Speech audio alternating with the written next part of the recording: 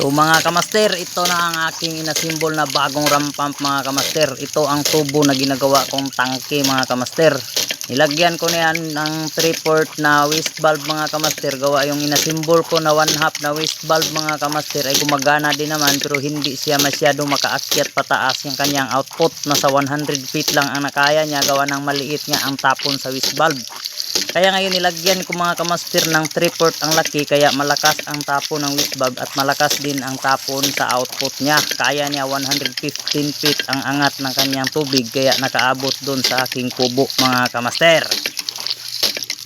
Tapos ang taas naman dyan, mula dyan sa aking ram pump dyan mga kamaster, mula dyan hanggang doon sa aking source pinagkunan ng tubig mga kamaster, ay nasa haba ng 15 meters high ang taas.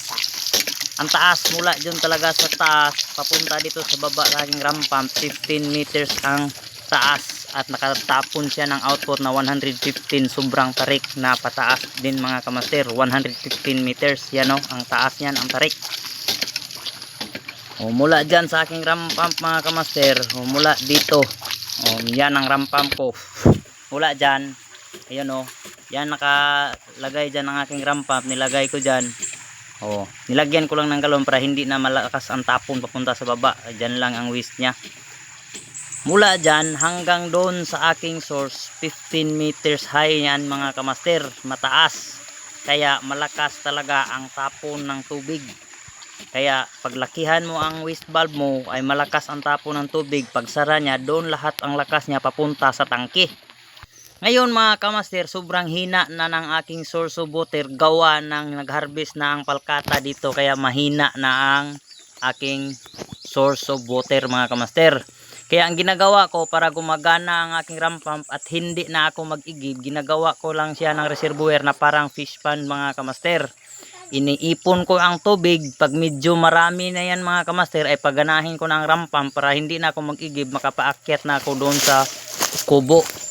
Gumagana lang siya ng 1 araw at kalahating araw at namamatay na rin siya pag naubos na niya yung kanyang naipong tubig. Gawa ng hindi pwede yan pag mas pasukan ng hangin ang kanyang source of water na hose, yung intake niya dyan sa hose sa ram pump. Pag mapasukan niya ng hangin ay namamatay yan. Yan doon o, malakas, malayo pa ang aking source of water. At saka dito na naman mga kamaster, ang aking output ay 115 meters yan o. Yan o, pasaka na naman dyan. O, nandun sa taas ang aking kubo. Kaya medyo malayo-layo yan mga kamaster. Kaya ginamitan ko ng maliit na hose. O, nakaabot na ang tagas dyan dito sa aking kubo mga kamaster. Ayan, ganyan lang siya kalakas. Pero malakas pa yan mga kamaster kung medyo palakaslakan ko rin ang output ng waste valve. Pero madaling maubos ang aking tubig.